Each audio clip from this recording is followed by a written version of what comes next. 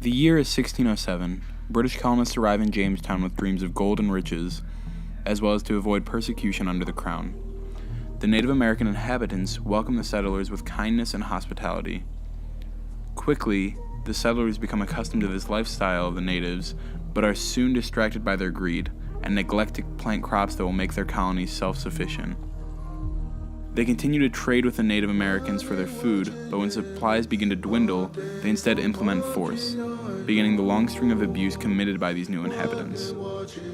The colonists wanted to survive in a way that would disgrace the Native American way of living with the land rather than living against it. They began growing tobacco as well as other cash crops that required borrowing more and more land from the Native American. Along with the colonists' purposeful disregard to the natives' way of life, the diseases they brought with them from England, such as smallpox, cholera, and the measles, killed tribe members by the thousands. The natives' unprepared immune systems often resulted in death rates of almost 90%. Eventually, the Native Americans were goaded into signing peace treaties that relinquished their freedom in exchange for peace. The settlers agreed to give them small sections of undisturbed land or reservations and would allow them to hunt on colonist-owned land. Nevertheless, these treaties were rarely enforced, and the colonists continued to take advantage of Native American land and limit their hunting rights. Throughout the next 400 years, the Native Americans and the American settlers were pitted against each other, fighting for tradition as well as land. In the span of 4 centuries, non-Native Americans not only exploited the land, but also the wildlife, driving species like the buffalo of the Great Plains states near the brink of extinction. More recently, roughly the last 50 years or so, Americans have used land designated for wildlife native reserves as spawning grounds for new forms of exploitation of those natives. Most Native American communities are impoverished with very low employment rates. By allowing drilling as well as industrial agriculture on their land, they have afforded the opportunity to pull themselves out of deep poverty. Currently, reservations contain about 3% of the nation's total oil and gas deposits.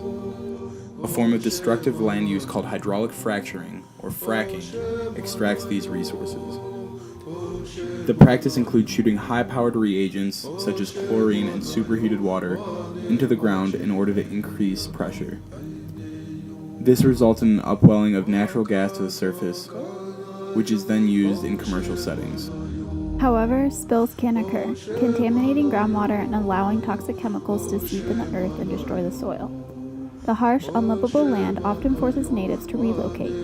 The most recent abomination to the native people is the Keystone XL pipeline, approved by the U.S. House of Representatives on November 17, 2014. There are 38 tribes that live along its routes, and they are now facing the potential for major devastation to their land, including the extremely vulnerable Black Hill tribe of South Dakota.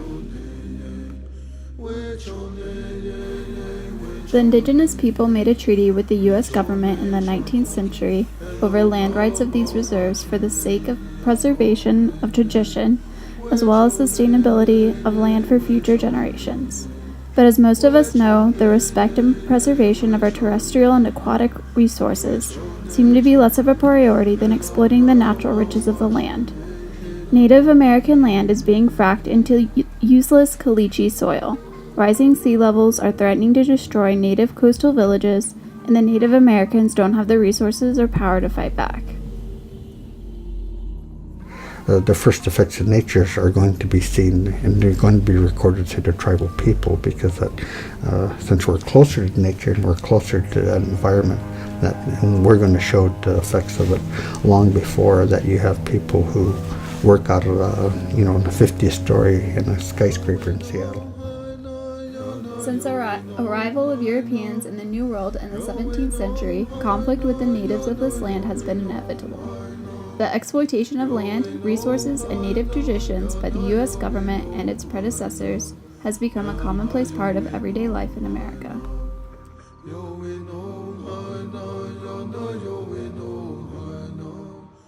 Which your name,